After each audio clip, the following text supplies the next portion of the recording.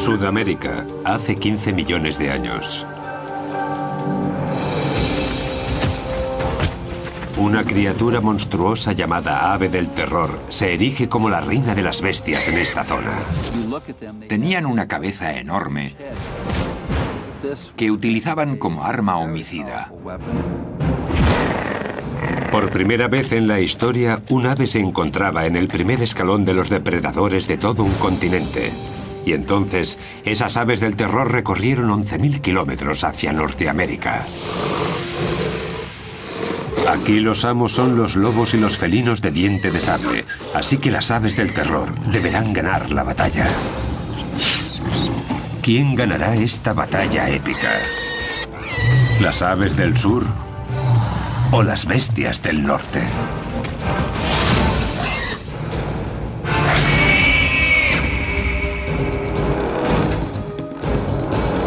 Depredadores prehistóricos, las aves del terror.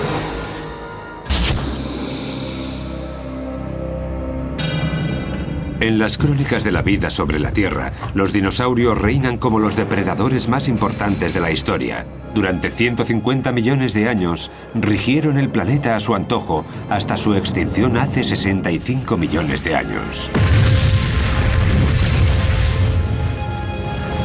Hay quienes creen que fue un asteroide o un cometa lo que causó su desaparición, y que una vez extinguidos, se abrió la veda para lograr el puesto de superdepredador. Los mamíferos adelantaron posiciones en gran parte del planeta, pero en Sudamérica las cosas no siguieron las mismas reglas. El istmo de Panamá aún no se había creado y el agua rodeaba el continente sudamericano. Fue el aislamiento lo que hizo que aquí la evolución siguiera un curso distinto. Constituía una isla enorme cubierta de sabanas rodeadas de bosques. En este lugar, los mamíferos eran en su mayoría herbívoros que iban desde grandes perezosos hasta extrañas criaturas armadas como los gliptodontes.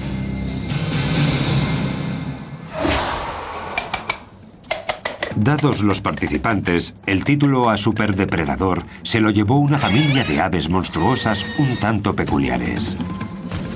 En la actualidad las conocen como aves del terror y vivieron unos 158 millones de años. Como veis, la cabeza es enorme, como en todas estas aves terroríficas, por lo que podían golpear con muchísima fuerza a una presa potencial, que moriría prácticamente al instante. ¿Cómo habrían logrado conseguir esa fuerza unas aves? Se han encontrado restos fósiles de estos pájaros enigmáticos que ahora se encuentran en laboratorios científicos, pero los orígenes de las aves del terror siguen siendo un misterio. El registro de fósiles da algunas pistas, pero la investigación iniciada hace más de 120 años sigue en marcha. En 1887, el paleontólogo Florentino Ameghino escribió sobre un fósil que habían encontrado en la Patagonia argentina. Era un hueso de mandíbula que no presentaba dientes y que pertenecía a un cráneo de unos 60 centímetros. Dadas las dimensiones y según Ameghino, debía de tratarse de un mamífero.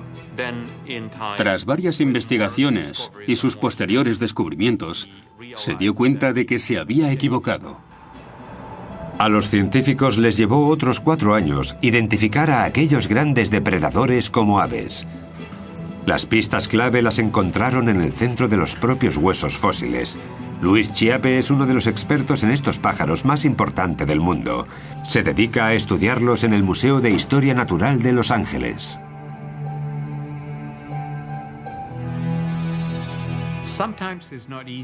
A veces no es fácil diferenciar un hueso de ave de los de un mamífero o incluso un reptil. Pero lo que sí suele ser más común es que los huesos de ave son más huecos y tienen una especie de finos muros, cosa que no ocurre en mamíferos y reptiles. El hueso de mi mano derecha es de cocodrilo y se puede apreciar la diferencia. Con el tiempo fueron apareciendo más fósiles de aves. Pero, ¿de qué tipo? Sin lugar a dudas, de los grandes y de ejemplares sin alas. Posteriormente se encontraron también cráneos con picos muy afilados y con forma de gancho, lo que indicaba que estos monstruos eran carnívoros. Cuando apareció el primer cráneo completo de un ave del terror, los científicos se dieron cuenta de que aquel superdepredador no era un mamífero sin dientes, sino un ave depredadora y un ave gigante. Los picos en forma de gancho y las garras afiladas son las dos características que las aves del terror comparten con las aves de rapiña actuales. Solo que si tenemos en cuenta que medían hasta 2 metros y pesaban unos 180 kilos, estos pájaros dan mucho más miedo. Durante los primeros 100 años, tras el primer fósil encontrado, los científicos se toparon con restos suficientes para lograr identificar hasta 17 especies distintas de estas aves. Variaban en tamaño y vivieron en épocas diferentes durante un tiempo total de casi 60 millones de años. Pero en 2005 ocurrió algo inesperado. En Argentina salieron a la luz indicios de una nueva ave del terror. Un alumno de secundaria, Guillermo Aguirrezabala, salió a buscar fósiles con un amigo y acabaron realizando un descubrimiento histórico. Guillermo, ahora estudiante de paleontología en Buenos Aires, se ha sentido fascinado por los fósiles desde que era un niño. El hallazgo fue en el verano de 1999. No recuerdo bien la fecha, pero tiene que ser marzo. Sucedió a las afueras de la ciudad de Comayo, cerca de la linde oeste de la Patagonia Argentina. Se sabe que estas aves habitaban toda esa zona, además de Uruguay y Brasil. Nosotros ya habíamos encontrado algún que otro fósil, por lo que ya conocíamos los lugares y también sabíamos reconocer los fósiles. Este, particularmente, era un cráneo casi completamente cubierto. A partir de que encontramos las primeras piezas, contactamos con la gente de la Asociación Paleontológica de Bariloche. Y allí fue donde aprendimos a extraer fósiles. Guillermo y su amigo cubrieron con cuidado su hallazgo y lo transportaron unos 60 kilómetros hasta la ciudad de Bariloche. Lo entregaron al Museo de Paleontología de aquella pequeña ciudad y allí estuvo prácticamente ignorado durante 5 años. Cuando Luis Chiappe se enteró de lo ocurrido, se llevó un equipo internacional para que clasificase el nuevo ejemplar en la familia de las aves del terror. Resultó que se trataba de una especie totalmente nueva. Este cráneo mide casi 70 centímetros. Es enorme. Nos dejó atónitos. Fue un momento único. Eso sin duda. El equipo de Luis dató el cráneo en hace 15 millones de años y lo llamó Kelenken guillermoi. Kelenken por un antiguo espíritu de la Patagonia y Guillermoi por Guillermo. Se trataba de un descubrimiento único.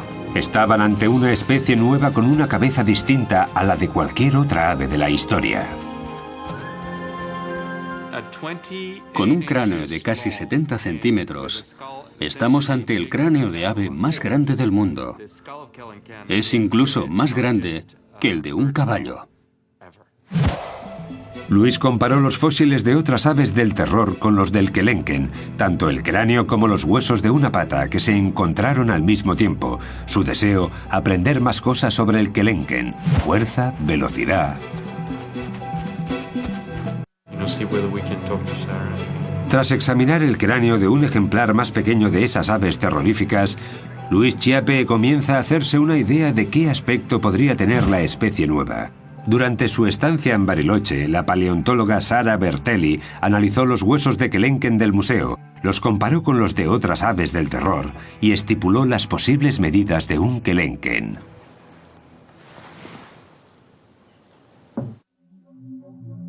Aunque el cráneo era lo más espectacular del hallazgo, el hueso entero de una de las patas facilitó también datos muy importantes. Este es el hueso de la pata de Kelenken, que en humanos correspondería a los huesos fusionados desde el tobillo hasta los dedos del pie. El hueso muestra una figura inesperadamente esbelta para un ave de esas dimensiones. Algunas de las otras familias de aves del terror eran mucho más gruesas y se cree que tendían emboscadas a sus presas. El kelenken era diferente. Por eso, en las aves de terror, que son más grandes y robustas, este hueso es corto y ancho. En las aves más rápidas, este hueso es largo. Y esta es la condición de kelenken, y por lo cual nosotros pensamos que era un corredor. El kelenken está entre las aves del terror más altas y rápidas. Pesaba alrededor de 180 kilos y medía unos 2 metros de alto. Sus patas eran muy esbeltas y musculadas, por lo que debían de alcanzar velocidades altas. Desde la punta del pico hasta la cola medían unos 3 metros, pero vistos de frente sorprendían con sus escasos 45 centímetros de ancho. Seguramente para que las presas potenciales no los descubrieran fácilmente. Sin embargo, los estudios de Sarah revelan que la fuerza de un mordisco suyo es inversamente proporcional a su anchura. Los huesos del cráneo de un kelenken albergan numerosos músculos unidos a las sienes, lo que da una pista del gran poder de sus mandíbulas. Estos músculos controlan la fuerza de un buen mordisco en muchos animales y representan una de las características que incluso los humanos compartimos con las aves del terror. Si colocamos nuestra mano en esta zona y abrimos la mandíbula, podemos sentir la contracción de los músculos temporales. Estos músculos, la cicatriz dejada por estos músculos en el cráneo de kelenken ocupa la mayor parte del techo del cráneo, lo que nos da una idea de la tremenda fuerza que tenía esta ave al morder. Otro grupo de cicatrices revela la fuerza de los músculos del cuello, fuerza que facilitaba a estas aves del terror la tarea de emprenderla a golpes con sus presas, a la vez que las asustaban con su enorme pico y sus fuertes garras. Valiéndose de su cabeza, como si de un hacha se tratara, las aves del terror clavan su pico en su presa y son capaces de atravesar carne e incluso algunos huesos. La cabeza de estas aves era una auténtica máquina de matar, un arma muy poderosa que bien les valió el puesto de superdepredador de toda Sudamérica.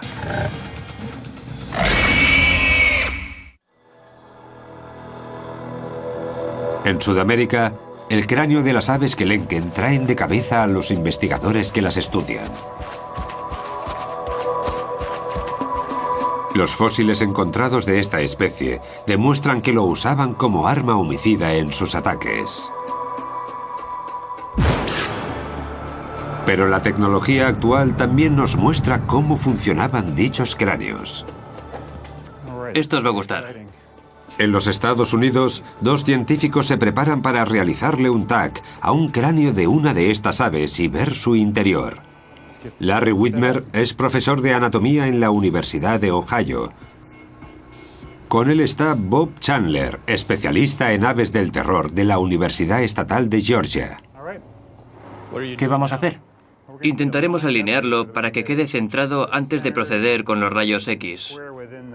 Así el láser lo recorrerá completamente de arriba abajo. Listo. El proceso parte del cráneo de un ave del terror y le da la vuelta. No tarda ni un minuto, pero las imágenes resultantes dan pistas de la naturaleza de aquellas aves y de cómo vivían y cazaban.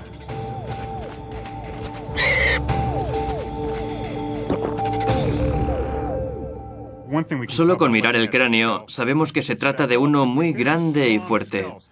También se aprecia este pilar delante de la cuenca de los ojos, un pilar largo y fuerte. En la zona correspondiente a las mejillas hay una especie de barra bastante gruesa que nos sugiere que el cráneo en sí estaba diseñado para dar y soportar fuertes golpes. Algo que el pacífico y herbívoro Homalodotherium habría comprobado por sí mismo al enfrentarse al temido kelenken. El Homalodotherium era una de las presas más comunes del kelenken. Se trata de un animal ungulado del que no se conocen descendientes modernos.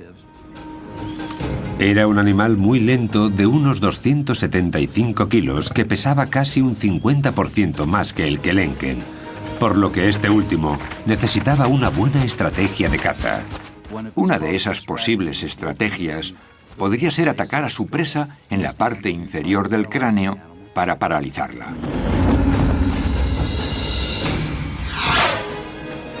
Una vez derribada la víctima, el pico del ave del terror se encargaría de desgarrarla, un comportamiento habitual incluso en las aves existentes en la actualidad. Sí, ya lo sé. Joe Cam es adiestrador de animales en el sur de California. Con la ayuda de un halcón es capaz de demostrar el uso que hacen las aves de presa de su pico como herramienta primaria. Nos da una idea de cómo se ayudan con el pico. Básicamente, lo hunden en el cuerpo de la víctima como si la estuvieran apuñalando. Posteriormente, con la parte inferior cortan y con la superior logran desgarrar grandes trozos de carne. Utilizan el pico al igual que los humanos nuestros incisivos. Para ellos es como si fueran los dientes. El tag nos muestra que tiene forma de escudo. El tag no se limita solamente al pico y profundiza también en el resto de la cabeza. Los resultados son sorprendentes. Una de las cosas que nos muestra el tag nos ha dejado boquiabiertos. Hemos visto que en la parte interior del pico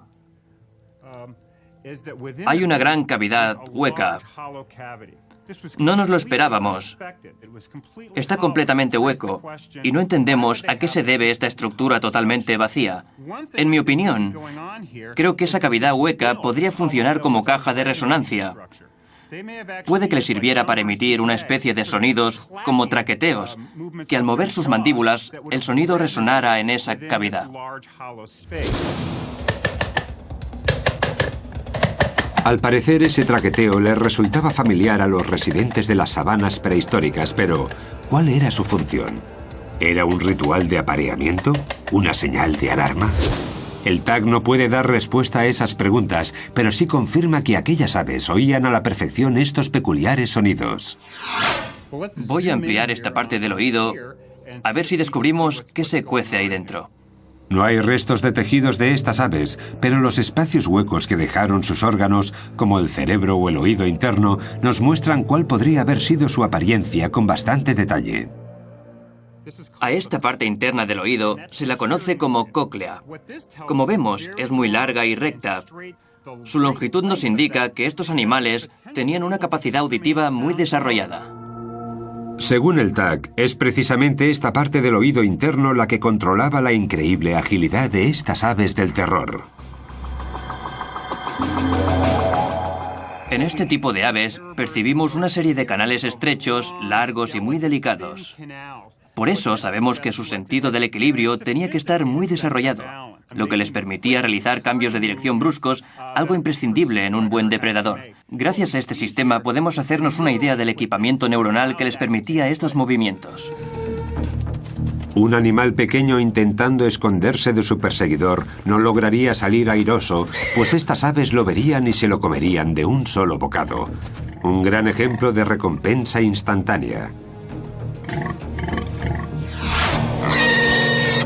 Si este comportamiento era algo habitual en estas aves, puede que también escupieran las indigestas bolas de pelo e incluso algunos huesos de sus manjares, como hacen hoy en día muchas otras aves. Si las imágenes por ordenador que muestran los canales auditivos de estos animales nos indican que las aves del terror eran avezados cazadores, ¿qué descubriremos al estudiar las imágenes de su cerebro? Pues que además de ser más grande que el de otros animales, el de estos singulares pájaros estaba estrechamente conectado al sentido de la vista. Unos lóbulos más grandes y un cerebro de mayores dimensiones son una combinación idónea para recibir y procesar lo que el animal ve, una habilidad fundamental a la hora de acechar y atacar a una posible presa. Sin embargo, sorprende que no haya indicios de la presencia de un órgano olfativo, lo que sugiere que era más un depredador activo que un ave de rapiña.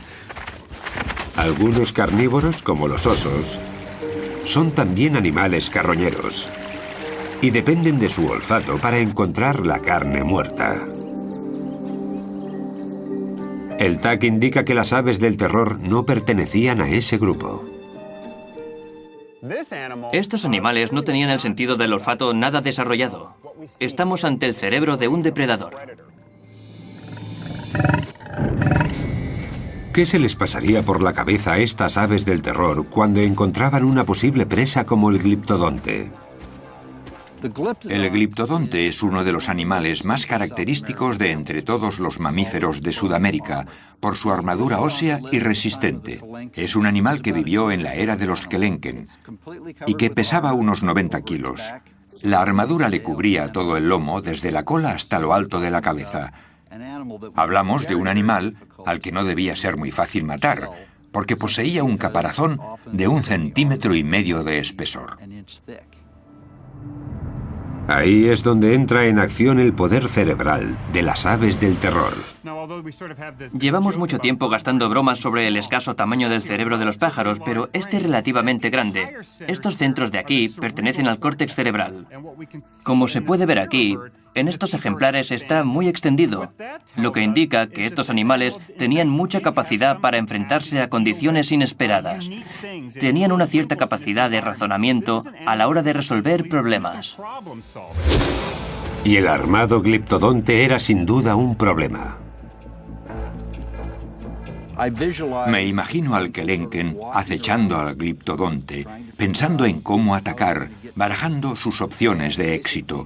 Al final, tras estudiar los movimientos de su presa, un ave del terror se habría dado cuenta de que si metía una de sus patas por debajo del caparazón del gliptodonte, podría darle la vuelta y dejar a su víctima con el vientre expuesto.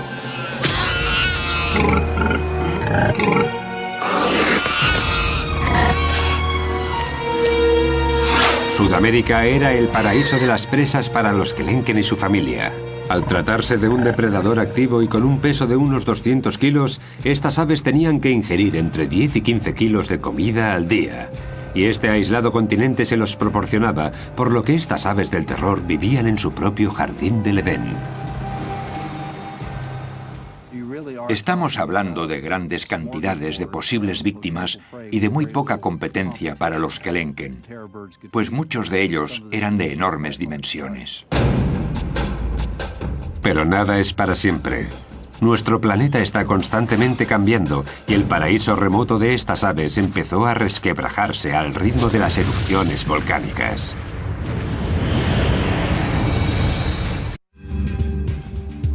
Hasta 1961 los científicos creían que las aves del terror habían vivido únicamente en Sudamérica, pero el hallazgo de un hueso de una de sus patas y de una de sus garras abrió nuevas posibilidades.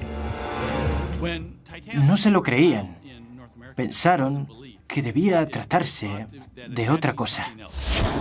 Esta cinta muestra a varios científicos trabajando en el río Santa Fe de Florida, el lugar en el que aparecieron los fragmentos de una criatura a la que identificaron como Titanis valeri, hasta ahora la única ave del terror encontrada en el continente norteamericano. ¿Se imagina la emoción que nos embargó a todos cuando descubrimos los restos del primer espécimen conocido de esta especie aquí en Florida? Esta criatura, oriunda de un continente aislado por el agua, consiguió llegar a 11.000 kilómetros de su lugar de origen. Su ruta seguía un sendero de lava y cenizas procedentes de varios volcanes.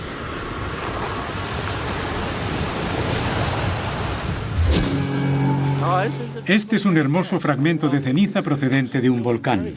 En el centro de Oregón, el geólogo Greg Retalak le muestra al paleontólogo Jordi Dackler la rapidez con la que un volcán puede cambiar el paisaje. Es un tipo de roca volcánica muy poco habitual. Retalak afirma que el depósito de Oregón se creó debido a una erupción antigua en la zona del Cinturón de Fuego del Pacífico, una zona con más de 400 volcanes que abarcan el Océano Pacífico desde Nueva Zelanda a Chile. Ese anillo toca también a Panamá, por donde Norteamérica y Sudamérica habían estado separadas por agua. Ambos continentes se unieron debido a una gran actividad volcánica que tuvo lugar en el Istmo de Centroamérica cuando aquellas magníficas aves del terror se encontraban en plena peregrinación. La conexión entre ambos continentes se formó a partir de la lava volcánica que salía del fondo del mar, así como de las placas tectónicas que se levantaban hacia la superficie. Pero la historia no se acaba ahí. Las selvas endémicas de Centroamérica no constituyen un lugar al que las aves del terror hubieran migrado sin más.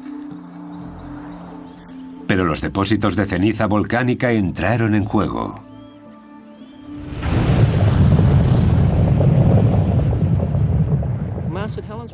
Cuando el monte Santa Elena entró en erupción, originó una capa de 1 metro de ceniza más o menos. Pero este en concreto creó una capa de 33 metros y a 600 grados centígrados su erupción fue mucho más grande que la de Santa Elena. El volcán que creó este depósito explotó a unos 325 kilómetros de aquí. La capa más gruesa de rocas que dejó a su paso ocupa un área de unos 300.000 kilómetros cuadrados. Las desafortunadas criaturas que se encontraban aquí acabaron chamuscadas. Todo, árboles, animales, plantas, todo quedó sepultado bajo los ríos de lava que a 600 grados centígrados quemaron todo lo que encontraron a su paso. Las temperaturas eran superiores a las de un crematorio. No pudieron escapar. Nada podría sobrevivir a aquello. Hace entre 3 y 5 millones de años, varias erupciones como esta en Panamá provocaron lo que Retalhak llama resurgimiento instantáneo de tierra. Destruyó las selvas y abrió el camino de las aves del terror hacia el norte. De tal forma que cuando las plantas volvieron a colonizar estas tierras devastadas por la ceniza, los animales acostumbrados a los espacios abiertos encontraron un nuevo paraíso entre sus ojos, como las aves del terror. Lo más probable es que aquellas que lograron sobrevivir a las erupciones migraran entre 400 y 500 kilómetros. Los huesos del Titanis que se encontraron en Florida constituyen una prueba de que las aves del terror cruzaron el istmo de Panamá para llegar hasta Norteamérica.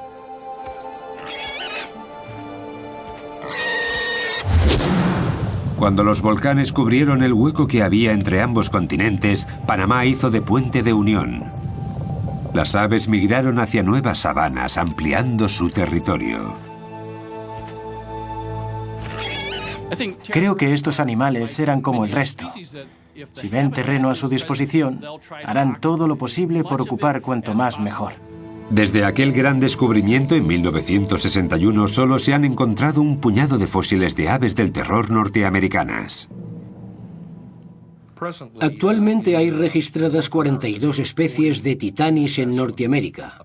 41 de ellos están en el Museo de Historia Natural de Florida. Sin un cráneo o un hueso largo es casi imposible que los expertos logren hacerse una idea completa de cómo serían estas aves. Lo único que tienen que estudiar son escasos y pequeños fragmentos. Irv Quittmeyer calculó las posibles dimensiones del Titanis comparándolo con otras especies de estas aves.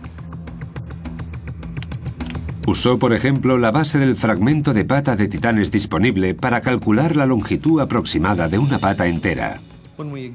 Al estudiar este hueso vimos que es bastante ancho. Una base así tiene que haber sostenido un hueso largo y un ave considerablemente alta. Para verlo mejor vamos a jugar con estos trozos de plastilina y un par de reglas. En una base más pequeña, esta estructura se habría caído. Por eso necesitaba una base más grande para sostenerse en pie. Es decir, base grande, hueso largo, pájaro grande, base pequeña, hueso más corto, pájaro pequeño. El juego numérico de Quittmeyer implica también comparaciones entre 16 especies diferentes de estas aves. Incluso analizó una chuña sudamericana, el pariente vivo más cercano a las aves del terror. Estos estudios dieron como resultado las dimensiones del esqueleto metálico de Titanis que se construyó en el Museo de Florida, la primera visión general de un ave del terror.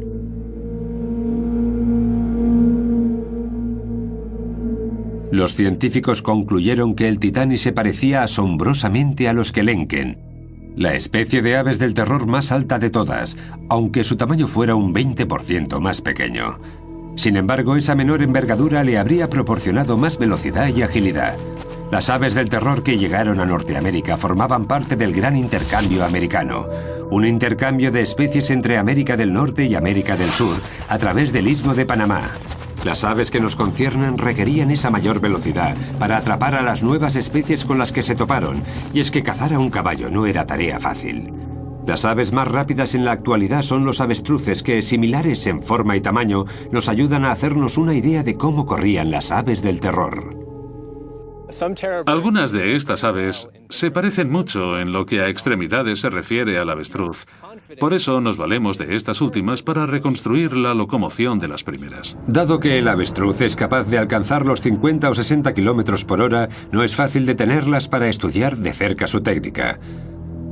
Por eso, el biólogo Kevin Middleton ha invitado al gimnasta Henry Holloway al campus de la Universidad de California en San Bernardino para intentar recrear cómo alcanzan esas velocidades algunas aves. Henry nos demostrará cómo se mueven las patas del avestruz con la ayuda de un equipo especial. Son unos zancos, unas estructuras de aluminio hechas de fibra de carbono que te dan un impulso equivalente al que proporcionas tú al saltar. Ahora Henry podrá correr como un avestruz gracias a la imitación de unos tendones nuevos muy largos y elásticos. Sin embargo, la anatomía de los huesos desempeña también un gran papel en esta ecuación. Tenemos el fémur, la rodilla, la espinilla y el pie. Normalmente las aves tienen pies más grandes y se apoyan sobre sus patas al igual que hace Henry cuando se pone de puntillas. Y las aves corren de puntillas. El tamaño del pie es muy importante porque cuanto más grande sea, más largas serán las zancadas. En realidad, esas rodillas que parecen estar del revés funcionan como nuestros tobillos en estos animales tan veloces. Un gran ejemplo de lo grandes que son los huesos del pie y del efecto palanca que generan. Vamos allá. Para Henry Holloway, los zancos de alta tecnología alargan de alguna manera el pie humano y ayudan a correr a la velocidad de las aves del terror. ¡Ya!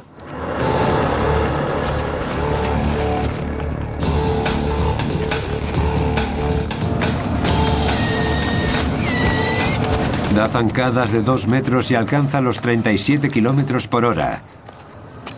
Las aves del terror, con patas más largas y músculos más desarrollados, pegarían saltos de hasta 3 metros y alcanzarían los 65 kilómetros por hora como el avestruz de hoy en día. En una carrera de alta velocidad, el Titanis debía seguir el ritmo de un caballo si no quería que éste le diera una buena coz. Las aves del terror tenían buenos reflejos y arrancaban con facilidad. Cuando alcanzaban a su presa, le propinaban un buen golpe con el pico en la parte posterior del cuello, hiriéndola gravemente. Cuando el animal hubiera muerto desangrado, atacaría de nuevo para despacharlo finalmente.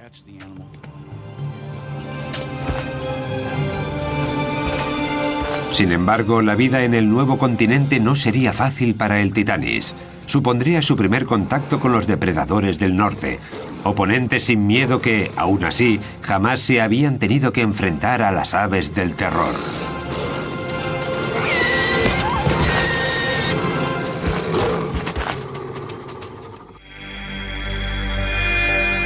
Hace alrededor de 5 millones de años, en lo que ahora se conoce como el sureste de los Estados Unidos, un recién llegado misterioso se alimentaba de caballos primitivos. En su hábitat habitual, las aves del terror eran el depredador más fuerte de la cadena, pero en Norteamérica habrían de ganarse el puesto frente a criaturas totalmente desconocidas para ellas. En la misma época en la que vivía el Titanis en América del Norte, había un animal parecido al lobo llamado lobo Edwards. No igualaba a los lobos actuales en tamaño, pero sí era más grande que el coyote. Aquellos lobos que solían cazar en grupo estaban decididos a robarles a las aves del terror sus presas, pero no era un oponente habitual y mucho menos fácil. Dependían de su instinto y lograron expandirse. Era una cuestión de atención, de ver quién lograba despistar al otro y por cuánto tiempo. Si te despistas y tienes que enfrentarte a un lobo, seguramente no tengas muchas opciones de aprovechar tu energía y mantener a los demás a raya. Los lobos modernos suelen agobiar a sus presas. Seguramente sus primos prehistóricos hicieran algo semejante. Creo que el momento crucial en su relación tuvo lugar cuando el Titanis se dio cuenta de que su vida corría peligro. Cuando aquellas aves del terror se hicieron a la idea de que sus víctimas iban en grupo y también tenían su propia estrategia, decidieron emplear su energía en otras cosas y no sobre un cadáver.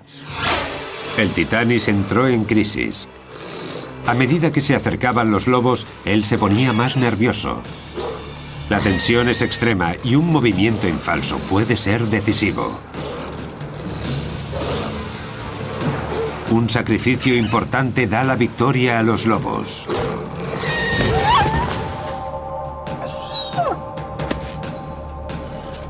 Con la lección bien aprendida, las aves del terror ceden. Su inteligencia las ayudará a cambiar de estrategia de caza. Estoy seguro de que la primera vez que una de aquellas aves terroríficas se encontró con una manada de lobos, se dio cuenta de que no merecía la pena enfrentarse, porque acabaría perdiendo la batalla. Cambiaron de estrategia, empezaron a evitar los encontronazos. Si mataban una presa, vendrían los lobos inmediatamente, y las aves no querían convertirse en parte del menú. Los depredadores constituían también un peligro para los huevos de estas aves. Los científicos creen que debían de ser similares a los huevos de avestruz, también manjar de los depredadores actuales. Hoy en día, muchos depredadores logran mantener alejados a los avestruces de sus huevos. Sin embargo, los depredadores prehistóricos habían de esperar a que las aves del terror se despistaran de sus nidos. Si estos huevos se parecían a los de avestruz, ¿eran muy resistentes? Para comprobarlo, colocamos una tabla de madera sobre un único huevo de avestruz y vamos añadiendo pesas de hierro, 10 kilos cada una. La tabla concentra todo el peso en un punto, pero, aún así, el cascarón soporta la presión hasta un total de 80 kilos. Después se rompe. Sin embargo, es una fuerza ilusoria. Si ese mismo huevo se cayera desde una altura de 60 centímetros, rompería al instante, y lo mismo si chocaran dos huevos. A un lobo Edwards no le costaría mucho cascar un huevo de un ave del terror para poder degustar el manjar de su interior. Pero tampoco era el único depredador norteamericano al que debía enfrentarse el Titanis. Entre los más peligrosos contamos al Smilodon gracilis, un antepasado de los felinos de dientes de sable. Estos últimos harían su aparición en el planeta en la era siguiente. Un enfrentamiento entre un guepardo y un avestruz reflejaría cómo los felinos prehistóricos evitaban enfrentarse a un ave del terror adulta. Sin embargo, con los polluelos la historia era otra. Si pensamos en una hembra de paseo con sus polluelos, no nos costará imaginarnos a una de las diminutas crías rezagada del grupo. Es justo ese el momento que aprovechan los felinos para saltar sobre ella, agarrarla y comérsela. No tan rápido. La madre entra en acción. Si el felino no logra escapar, se preparará para atacar a su oponente. Con las garras intentará alcanzarlo en el pecho. Sin embargo, el ave va mejor armado.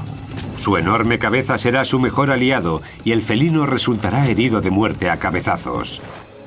Aunque es demasiado tarde para salvar al polluelo, que falleció desnucado.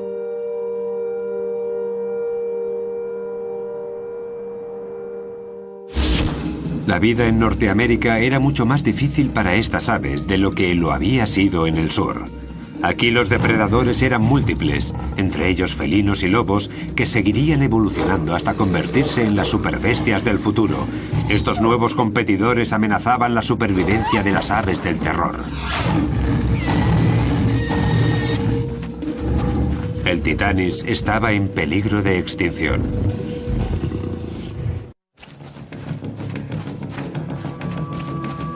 El reinado de las aves del terror duró cerca de 60 millones de años. En Sudamérica eran el primer depredador de la cadena.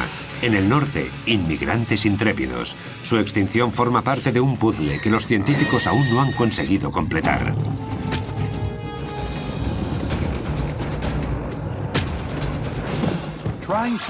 Todavía no hemos encontrado una explicación sencilla que justifique la extinción de estas aves, y no será fácil.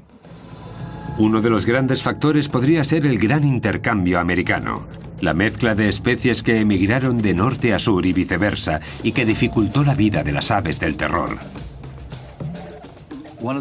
La falta de competencia por parte de otros depredadores los mantuvo vivos. Las especies más evolucionadas del norte, como caninos o felinos, activó la restricción de comida.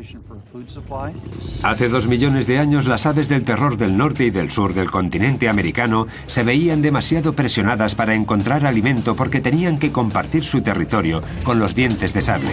La presión que ejercían estos depredadores y oponentes fueron 2 factores de la extinción de las aves del terror, pero no los únicos. No creo que estas aves fueran derrotadas por los mamíferos, sino que se trató más bien de un cambio climático. Hace 2 millones de años el planeta sufrió una serie de eras glaciales. En el norte, el océano se convirtió en hielo. El nivel del mar descendió y con él las zonas húmedas, como en Florida, donde vivían los titanis. El paisaje se secó. La vegetación también sufrió un cambio importante por culpa de la falta de agua, y las consecuencias afectaron a la alimentación de toda la cadena. El número y la variedad de animales de los que se alimentaba el titanis se vio alterado. Es como el efecto dominó. Es como si el cambio climático originó la extinción del titanis. En Sudamérica, los Andes continuaron el ascenso que habían comenzado hacía millones de años. Cada vez más bloqueaban las lluvias y las sabanas se fueron convirtiendo en secas estepas. Las aves estaban cada vez más afligidas. Medio ambiente, peligro, competencia. Todos ellos son posibles sospechosos en el misterio de las aves del terror sobre por qué su largo reinado acabó en completa extinción. ¿Fue solo uno? ¿Una combinación de los 3? Demasiado pronto para saberlo. Pero es precisamente ese el reto al que nos enfrentamos ahora los científicos. Ampliar los datos que tenemos de estos animales y entenderlos un poco mejor. Seguro que al final logramos averiguar por qué ya no están entre nosotros. El epílogo de la historia de las aves del terror se está escribiendo aún ahora en las excavaciones de Florida. Se sabe que muchas de las grandes aves vagaron por la Tierra hace millones de años, pero se cree que el titanis, la última de esas aves, podría haber vivido hasta hace 10.000 años. Lo que significa que podrían haber llegado a tener contacto con los humanos. Aún no hemos encontrado ni un fragmento de titanis.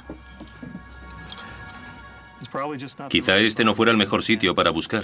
Es la época correcta y la era adecuada, pero puede que no el entorno preciso. Los científicos Richard Halber y Bruce McFadden dirigen una excavación arqueológica en la que los sedimentos de calizas contenían fósiles del gran intercambio americano. Quieren resolver el enigma del titanis. Puede que los humanos de su época los cazaran hasta provocar su extinción. Si el titanis vivió hasta hace 10.000 años, una de las explicaciones posibles para la extinción de una de las aves con más éxito de la historia sería la acción humana, que por aquel entonces también se extendía por toda Norteamérica. El problema era el siguiente. En tierras secas, los fósiles aparecen en las capas sedimentarias. La posición de las capas suele corresponder a la fecha de los fósiles. Pero los del titanis aparecieron bajo el agua, a donde los había llevado el río de Santa Fe. ¿De dónde salen estos fósiles? Es que se encontraron aislados en el medio del arroyo y no en una zona amplia de sedimentos. Los buceadores encontraron fragmentos de titanis mezclados con huesos de animales que vivieron hace 10.000 años. Así que, ¿de cuándo podrían ser estos? Bruce McFadden resolvió el misterio gracias a los restos químicos de los minerales que había en los fósiles. Comparó los huesos de titanis con los de otros especímenes recientes y con los de algunos de hace 2 millones de años. Cuando los huesos se convierten en fósiles, absorben minerales del agua del suelo, y estos minerales son únicos de cada época. Por eso los fósiles que pertenecen a diferentes momentos presentan elementos químicos distintos. Bruce recogió muestras de varios huesos fosilizados de titanis y las preparó para su posterior análisis con un espectrómetro. Los resultados dieron el perfil de los elementos químicos de dichos huesos. prueba concluyente de que vivieron mucho antes de que el hombre llegara a Norteamérica.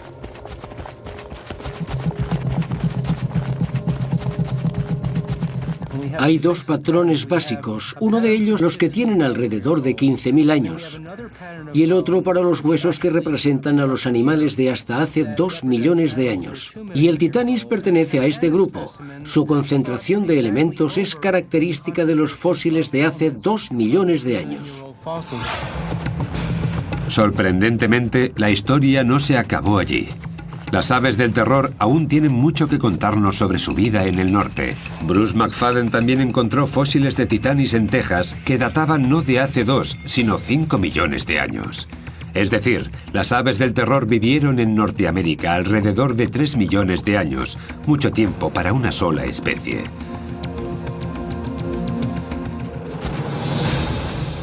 Una gran señal de adaptación para una familia de depredadores espectaculares. A pesar de contar con numerosos competidores, el Titanis fue el legítimo sucesor de las grandes aves del terror. En su último hogar en Norteamérica, no solo sobrevivió, sino que prosperó.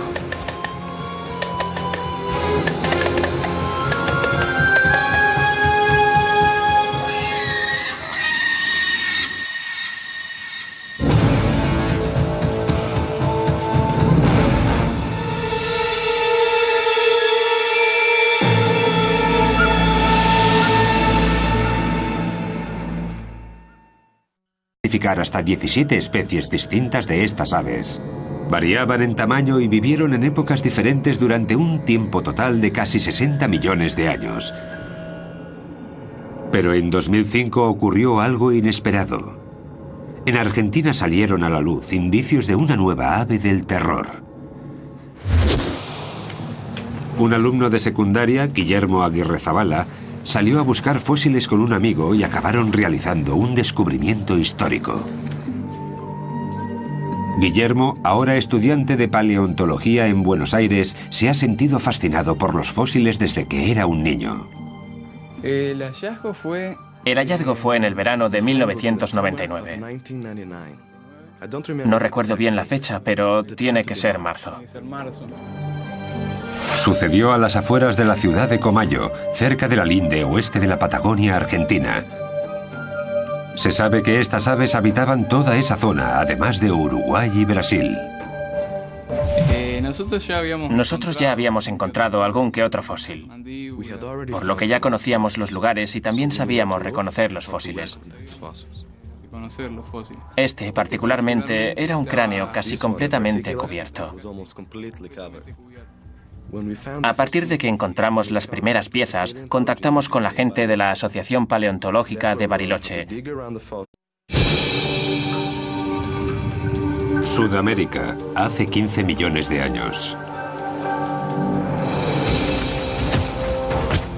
Una criatura monstruosa llamada ave del terror se erige como la reina de las bestias en esta zona. Tenían una cabeza enorme que utilizaban como arma homicida. Por primera vez en la historia, un ave se encontraba en el primer escalón de los depredadores de todo un continente. Y entonces, esas aves del terror recorrieron 11.000 kilómetros hacia Norteamérica. Aquí los amos son los lobos y los felinos de diente de sable, así que las aves del terror deberán ganar la batalla.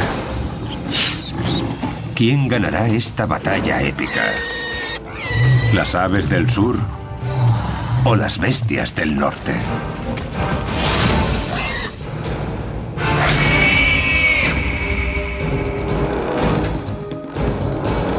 Depredadores prehistóricos, las aves del terror.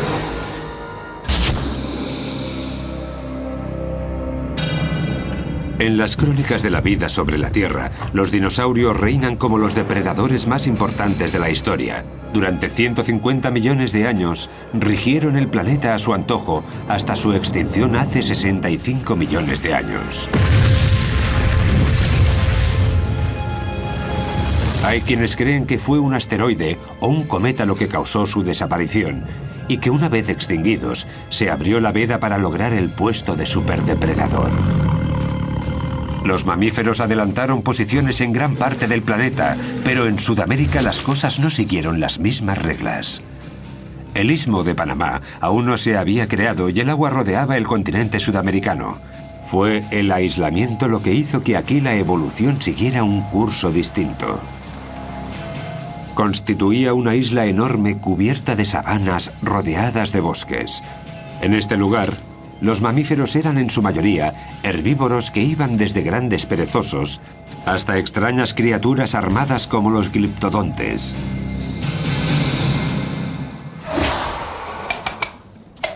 Dados los participantes, el título a superdepredador se lo llevó una familia de aves monstruosas un tanto peculiares. En la actualidad las conocen como aves del terror y vivieron unos 158 millones de años.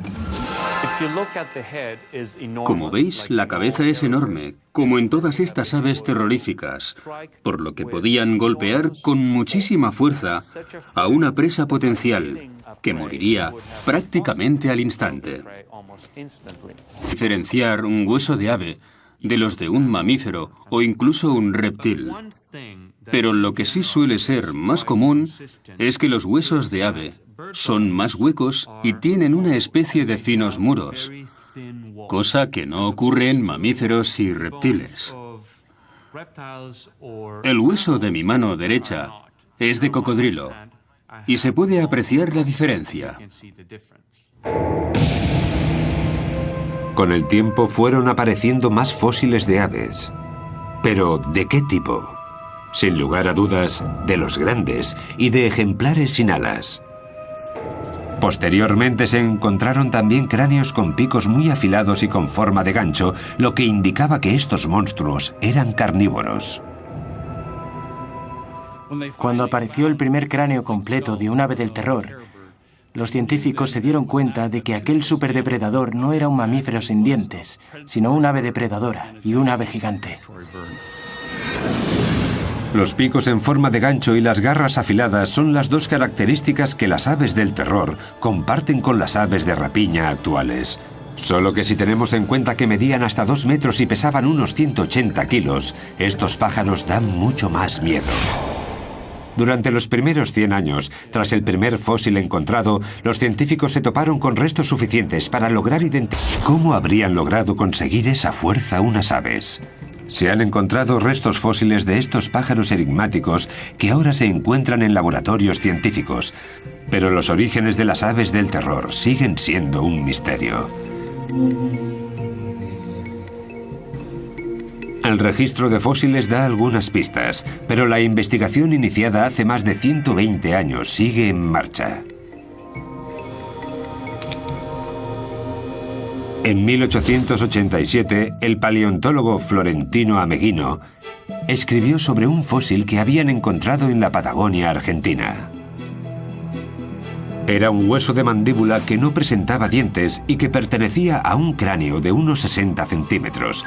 Dadas las dimensiones y según Ameghino, debía de tratarse de un mamífero. Tras varias investigaciones y sus posteriores descubrimientos, se dio cuenta de que se había equivocado. A los científicos les llevó otros 4 años identificar a aquellos grandes depredadores como aves. Las pistas clave las encontraron en el centro de los propios huesos fósiles. Luis Chiappe es uno de los expertos en estos pájaros más importante del mundo. Se dedica a estudiarlos en el Museo de Historia Natural de Los Ángeles.